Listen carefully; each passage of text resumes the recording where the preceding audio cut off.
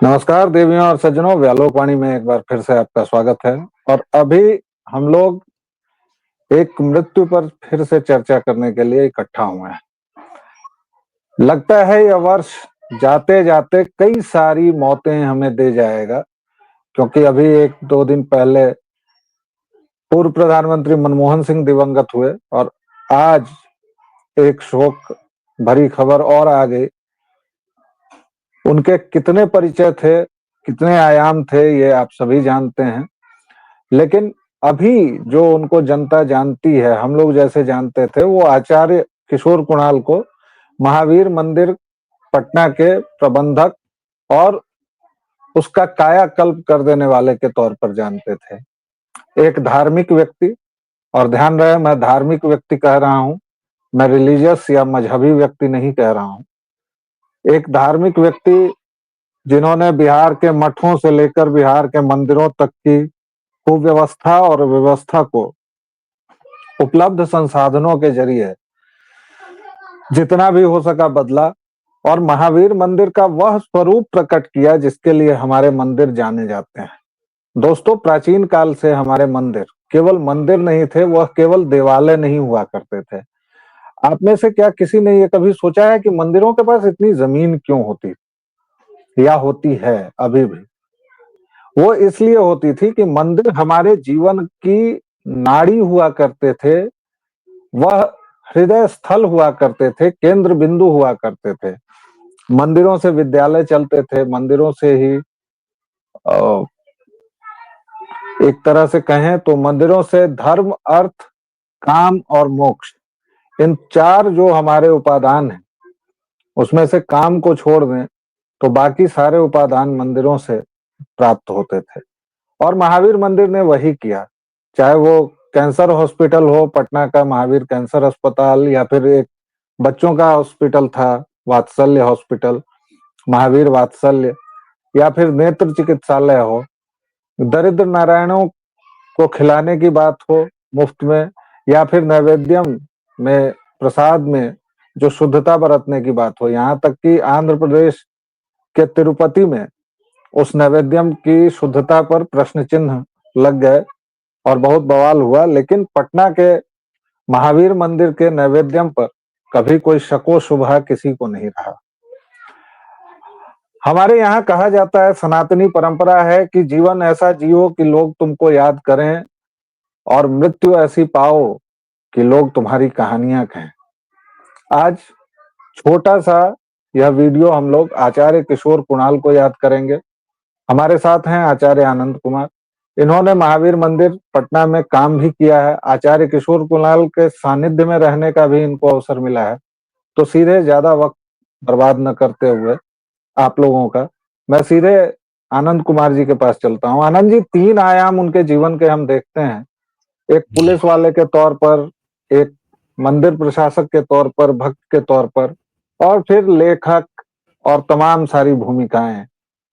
पहले पुलिस वाली भूमिका से शुरू करें आप। क्या थे जी। आचार्य किशोर कुणाल? देखिए, आचार्य किशोर कुणाल के साथ जब संपर्क हुआ था तो उस समय वो उनकी जो जीवनी की किताब है दमन तक्षकों का, वो किताब आने वाली थी। किताब करीब-करीब पूरी हो चुकी थी, एडिटिंग वगैरह का काम चल रहा था और उस सब के क्रम में बहुत सारे ऐसे हिस्से थे जो कि या तो आप पूरी-पूरी जीवनी पढ़ते हैं या फिर उस व्यक्ति से उस बारे में पूछते हैं, तब आपको पता चलता है।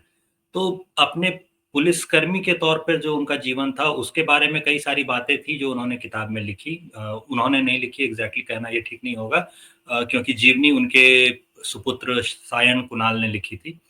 तो जो कई सारे उनके जीवन के पुलिसकर्मी के तौर पर जो आयाम थे, वो दमन तक्षकों में आपको नज़र आ जाएँगे। तो उसमें नज़र आता है कि वो किस तरह से काम करते थे। शुरुआत उनकी गुजरात कैडर से हुई थी, ये बहुत कम लोग जानते हैं। लोग मानकर चलते हैं कि शायद बिहार का कैडर के ही आईपीएस रहे होंगे या बिहार में ही उनकी पोस्टिंग शुरुआत से रही होगी, लेकिन ऐसा था नहीं। उन्होंने अपनी पोस्टिंग जो थी वो शुरू की थी, वो गुजरात कैडर से शुरू की थी। बाद में वो बिहार आ गए थे और उस समय वो जिस बिहार में आए थे, वो अभी वाला बिहार नहीं था, वो अनडिवाइडेड वाला बिहार था, जिसमें झारखंड के भी कई हिस्से शामिल होते थे। तो झारखंड में अभी जो हिस्से हैं, ऐसी कुछ जगहों पर भी उनकी पोस्टिंग रही। तो एक जो मुख्य काम उन्होंने किया था जिसके बारे में वो बताते थे कि वो दौर ऐसा था जिस समय बिहार को जो है अदालतें कह रही थी कि जंगल राज है यहाँ पे। तो उस दौर में वो बिहार में आए थे और उस दौर में उन्होंने बिहार में काम किया था। तो एक जो बहुत बड़ी समस्या थी उस समय की वो थी नक्सलवाद की समस्या।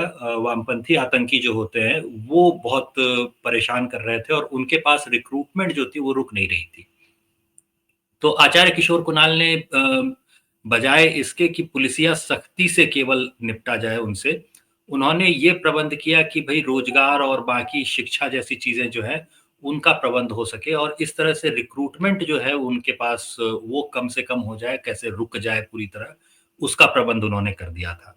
तो एक ये जो बहुत बड़ा जो काम उन्होंने किया था, वो ये था कि जो वामपंथी आतंकवाद था, उसके पास नए लोग ना जुट पाएँ, उनके पास नए आदमी ना आएँ, इसका प्रबंध जो उन्होंने कर दिया था, इसकी वजह से वामपंथी आतंकवाद आज जो हम लोग बिहार में देखते हैं कि ना के बराबर है, कहीं गलती से कभी कोई घटना हो जाए तो हो जाए। तो ये जो शुरुआत की थी उन्होंने, ये एक उनका बहुत बड़ा काम था। इसके अलावा आप देखिएगा तो राजनीतिज्ञों से जो उनकी खींचतान रही, अपराध और राजनीतिज्ञों का जो गठजोड़ था, उससे जुड़ी हुई जो खींचतान रही, वो जीवन में उनके बहुत रही। एक अपराधी का याद आता है कि उस उनके बारे में उन्होंने बताया था कि उसे जब पकड़ा उन्होंने और लॉकअप में बंद कर रखा था, तो उसे छुड़ाने के लिए कोई और नहीं आया था, उसे छुड़ाने के लिए आई थी मेनका गांधी। मेनका गांधी ने उस समय अपनी एक अलग पार्टी बना रखी थी और नई पार्टी थी उनकी और वो एक अपराधी को छुड़ाने के लिए काफ़ी देर तक थाने में बहस करती रही थी। हालाँकि आचार्य किशोर कुणाल बताते हैं कि उन्होंने छोड़ा फिर भी नहीं था उस अपराधी को। बाद में ये अपराध कर्मी जो है वो आपस की लड़ाई में ही किसी ने खिड़की से उसे गोली मार दी थी, तो उसकी मृत्यु हो गई अपराध कर्मी की। तो ये जो राजनीति के साथ जो अपराधियों का गठजोड़ रहता है, उसे तोड़ने में भी उन्होंने काफ़ी भूमिका निभाई थी। जिन लोगों को याद होगा उनको शायद पता होगा कि बॉबी हत्याकांड जो हुआ था, एक बहुत चर्चित बिहार का बॉबी हत्याकांड था, एक स्टेनोग्राफर थी बिहार की और उस स्टेनोग्राफर के संबंध कई नेताओं से, कई बड़े-बड़े लोगों से थे। सेक्रेटेरिएट में वो स्टेनोग्राफर का काम किया करती थी और एक दिन अचानक उसकी मौत हो जाती है। मौत के बाद भी उसकी लाश को चुपके से सब लोग ले जाकर के दफन कराते हैं और किसी ने बताया नहीं। अखबारों में जब आने लगा तब जाकर के लोगों को पता चला कि मौत हो गई है और हत्या हुई है। तो वो शव दोबारा निकलवा करके और उसकी जाँच करवा करके कि क्या था ये मामला, इसकी जो जाँच थी, ये जाँच भी जो है वो आचार्य किशोर कुणाल कर रहे थे। ये उस उनके आखिरी मामलों में से एक था। इस मामले के बाद उन्होंने जो पुलिसकर्मी वाला जीवन था, वो छोड़ दिया। उसके बाद आचार्य किशोर कुणाल जो है वो बाकायदा मंदिर के प्रबंधक के रूप में ही जाने जाने लगे। मतलब अपनी स्वैच्छिक सेवानिवृत्ति लेकर के वो मंदिर के प्रबंधक के रूप में आ गए और मंदिर के प्रबंधक के रूप में जाने जाने लगे। तो ये सारा कुछ उन्होंने एक पुलिसकर्मी के तौर पे किया था। चुनावी बैलेट पेपर्स की छीन-झपट से लेकर के और बहुत सारी ऐसी कहानियाँ होती हैं जो देखिए या पुलिसकर्मी के तौर पर 2 और नाम याद आते हैं। एक जी। मिस्टर गौतम थे और एक गुप्तेश्वर पांडे थे। जी। गुप्तेश्वर पांडे ने काफ़ी कोशिश की राजनीति में जाने की, टिकट लेने की, लेकिन वो सफल नहीं हो पाए और एक गौतम जो थे उनको टाइम पत्रिका ने अपने मुखपृष्ठ पर जगह दी, लेकिन बाद में वह घोटाले में जेल भी गए और उनकी बड़ी दुखद मौत हुई।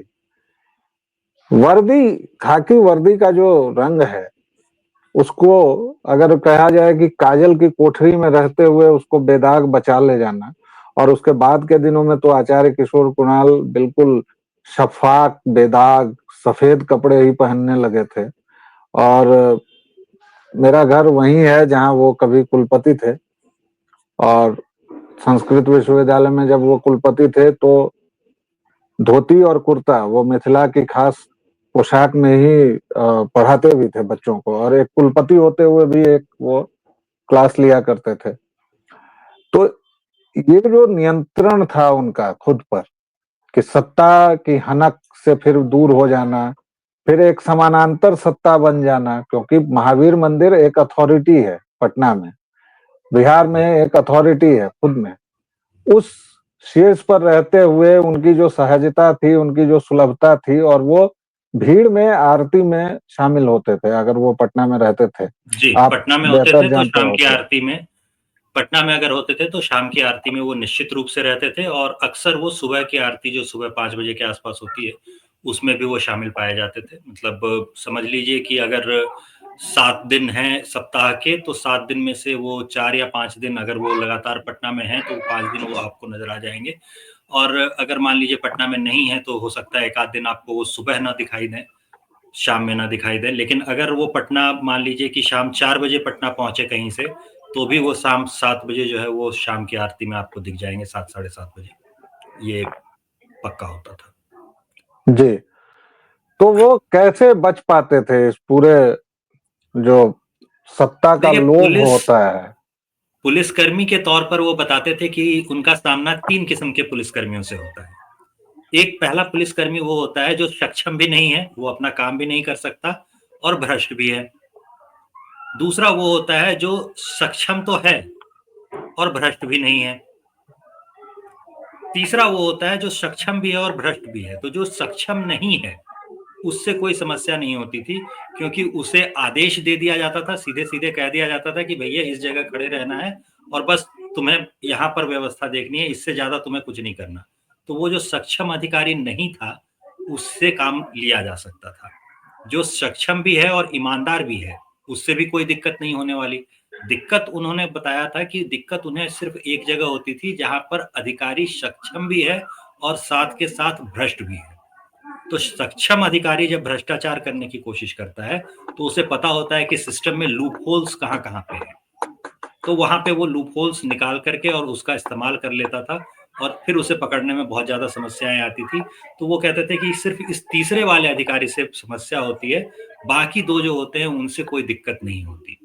तो इस वजह से जो है, और अपने शुरुआती दौर से लेकर के बाद के दौर तक के बारे में वो बताते हैं कि जब वो एज़ अ ट्रेनी जब वो जॉइन करते हैं, उस समय भी उनको ऐसे लोग मिले जो उनको सिखाते थे कि सैलरी तो जो होती है वो तो सिर्फ़ दिखाने के लिए होती है, वो हाथी का दाँत है। खाने के लिए जो होता है वो दूसरा कुछ होता है।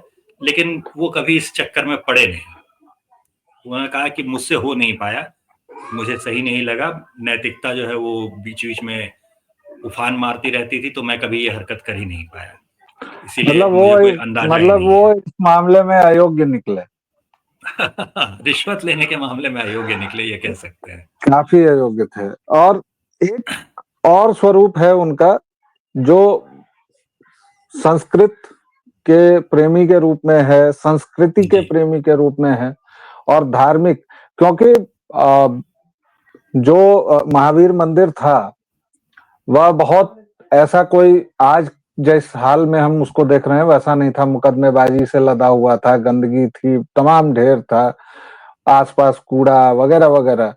वहां पर आज एक प्रकाशन चलता है बाकायदा, वहां सब कुछ होता है। तो ये जो परिवर्तन की चाह थी या जिसको करना उन्होंने चाहा, क्योंकि उसके पहले भी बहुतेरे प्रशासक आए गए। जब जी। तक आपका धर्म से और संस्कृति से प्रेम नहीं होगा तब तक आप ऐसा नहीं कर सकते हैं। तो ये तीसरा रूप, और एक अभिभावक, एक बॉस के तौर पर जो थोड़े बहुत दिन आपने काम किया, ज्यादा दिन तो नहीं किया, लेकिन जो भी किया उसमें आपके क्या अनुभव रहे उनके साथ? देखिए, बतौर बॉस हम कहेंगे कि सख्त बॉस थे, उन्हें काम पूरा चाहिए था और समय पर चाहिए था। उसमें वो कोई फिर या तो आप पहले सूचित कर दें कि भई ये काम जो है ये इतने बजे तक नहीं, इतने बजे तक पूरा होगा, 8 बजे तक नहीं हो सकता, 10 बजे तक होगा, या 5 तारीख को नहीं हो सकता, 7 तारीख तक होगा। तो पहले से सूचित कर दें, ये वो एक्सपेक्ट करते थे लोगों से। और इसके अलावा वो एक्सपेक्ट करते थे कि आप जब अपना काम पूरा करते हैं, तो आप बता दें या सूचित कर दें कि ये काम पूरा हो गया है। ताकि दोबारा किसी को उसी काम में दोबारा ना जोड़ दिया जाए। होता क्या था कि कई बार देखिए, मंदिर का जो प्रशासन जो चलता था, जो मंदिर का कामकाज चलता है, उसमें एक साथ कई-कई प्रकल्प चलते हैं। एक बिल्कुल नया सबसे बड़ा जो विश्व का मंदिर हो सके, ऐसा बड़ा मंदिर बनाने का प्रयास किया जा रहा है। एक बहुत सारी ज़मीन लेकर के वहाँ पर एक नया मंदिर बनाने का प्रयास किया जा रहा है। वो एक तरफ, दूसरी तरफ आप समझ लीजिए कि 4-4 अस्पताल चलते हैं, वो दूसरा एक प्रकल्प हो गया। तीसरा प्रकल्प आप देखेंगे तो भोजन की व्यवस्था जो आप देखते हैं, तो भोजन की व्यवस्था एक दरिद्र नारायण भोज करके नाम से हर दिन खाने की व्यवस्था जो है वो मंदिर की तरफ से वहीं स्टेशन के पास लोगों के लिए की जाती है, गरीब लोगों के लिए जो वहाँ आसपास में घूम रहे भिखारी किस्म के लोग होते हैं, रात में वहाँ सो गए ऐसे लोग होते हैं, या किसी वजह से पटना आए और लौट नहीं पाए हैं घर और फंस गए हैं वहाँ पे, ऐसे लोग होते हैं। तो इन सब लोगों के खाने पीने की व्यवस्था जो है वो मंदिर देख रहा होता है, तो ये एक व्यवस्था हो गई। इन सबको अगर छोड़ दिया जाए तो लोग मान के चलते हैं कि महावीर मंदिर केवल एक महावीर मंदिर देखता है। महावीर मंदिर केवल एक महावीर मंदिर नहीं देखता है, सीतामढ़ी में मंदिरों की जो देखभाल है उसका काम मंदिर के न्यास के पास होता है। इसके अलावा अमावा का जो मंदिर होता है अयोध्या में राम मंदिर के बिल्कुल पास है, उस मंदिर का जो काम है वो इसी आचार्य किशोर कुणाल ही देख रहे होते थे। उसके लिए ट्रस्ट अलग है, लेकिन वो भी काम आचार्य किशोर कुणाल देख रहे होते थे। इसके अलावा भी और भी कई मंदिर हैं जिनके कामकाज का सारा जिम्मा जो है वो मंदिर ने ले रखा था। तो इन सारे मंदिरों पे ये सारा प्रबंध करना, और जैसे यहाँ पर भोजन की व्यवस्था होती है बिल्कुल वैसे ही आप देखेंगे तो अमावा में भी आपको मंदिर में हर दिन जो श्रद्धालु अयोध्या आते हैं उनके खाने पीने की व्यवस्था हर दिन राम अमावा में भी मंदिर में होती है। सीता की रसोई भी ऐसे ही उन्होंने बनवाई, राम जी मंदिर जी में सीता ऐसे की ही रसोई भी उन्होंने बनवाई। ऐसे ही सीतामढ़ी में भी आप देखेंगे, सीतामढ़ी में भी खाने पीने की जो भक्तों की व्यवस्था होती है वो की जाती है। तो ये सारी व्यवस्थाएं एक साथ चल रही होती हैं, कई सारी व्यवस्थाएं एक साथ चल रही होती हैं और इसमें कई सारे लोग लगे होते हैं। कौन क्या कर रहा है, कब कर रहा है, और जैसे ही काम पूरा हो गया वो फौरन उनके पास सूचना पहुंच जाए, इसकी अपेक्षा वो रखते हैं। तो कुछ लोग जो सीधे सीधे उनके अंडर में आते हैं, जैसे जो प्रकाशन के प्रमुख हो गए, वो सीधे सीधे उनके अंडर में आते हैं। तो उनका काम जैसे ही पूरा होता है, या अब इतने सालों में अब वो सिस्टम सेट हो गया है, तो वहां से सीधे सीधे सूचनाएं आ जाती हैं। जो खाने पीने का भोजन इत्यादि का प्रबंध देखता है उसकी व्यवस्था हो गई। प्रसाद का जो कैंकरिया प्राश की जो व्यवस्था होती है उसमें आप ऐसे समझिए कि 40 लोग जो होते हैं, उन 40 लोगों को ला करके और पटना में रहने की, उनकी नाला रोड में उनके पास रहने की एक व्यवस्था है। तो वहाँ पे नाला रोड में वो लोग रहते हैं। हर सुबह एक गाड़ी जाती है 4 बजे के आसपास, वो लोग नहा धो करके तैयार होकर के वहाँ से निकलते हैं, फिर आते हैं। जो आप अशोक सिनेमा हॉल जहाँ देखते हैं उसके पास एक समझ लीजिए कि फैक्ट्री सी है जहाँ पर ये खाना मतलब प्रसाद जो लड्डू नैवेद्यम बनता है उसकी व्यवस्था है। तो ये 40 लोग सुबह सुबह आ जाएंगे, हर रोज शाम में लौट जाएंगे। वो दिन भर वहाँ काम करेंगे, सारी व्यवस्थाएं उनके लिए सुचारू रूप से चलती रहेंगी। ये व्यवस्था देखने के लिए एक आदमी होता है, तो उसकी रिपोर्टिंग जो होती है वो सीधे आचार्य किशोर कुणाल के पास जाती है। तो जिन लोगों की रिपोर्टिंग सीधे सीधे उनके पास जाती थी, उन सबके पास उनका स्पष्ट सा निर्देश था कि जैसे ही काम पूरा हो जाता है फौरन सूचित कर दीजिए। आप ये मत सोचिए कि मेरे पास फोन नहीं किया जा सकता है। व्हाट्सएप वगैरह नहीं चलाते थे, या तो एसएमएस कर दीजिए या फोन कर दीजिए। व्हाट्सएप बहुत कम चलाते थे। ऐसा नहीं है कि उनके पास था नहीं, था, लेकिन शायद ही कभी वो व्हाट्सएप चलाते दिखे। मतलब इतने पिछले कुछ सालों में तो मुझे कभी नहीं दिखे। एक या दो तो बार कभी देखा होगा तो देखा होगा। तो दर्शकों और श्रोताओं, ये हमारी तरफ से छोटी सी यात्रा थी, छोटी सी भावपूर्ण श्रद्धांजलि थी आचार्य किशोर कुणाल।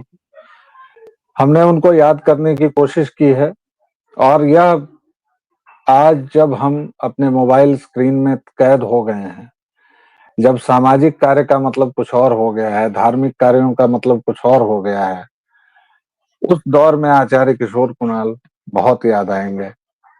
और उन्हें याद करके उनके पद चिन्हों पर चलने की हमारी नई पीढ़ी कोशिश करे तो ये बहुत ही बेहतर होगा। फिलहाल इतना ही इस वीडियो में, और फिलहाल हमें दीजिए इजाजत। अगले वीडियो में फिर कोई नया विषय लेकर हाजिर होंगे। आनंद जी, बहुत बहुत धन्यवाद, आपने हमसे चर्चा की। Thank you very much.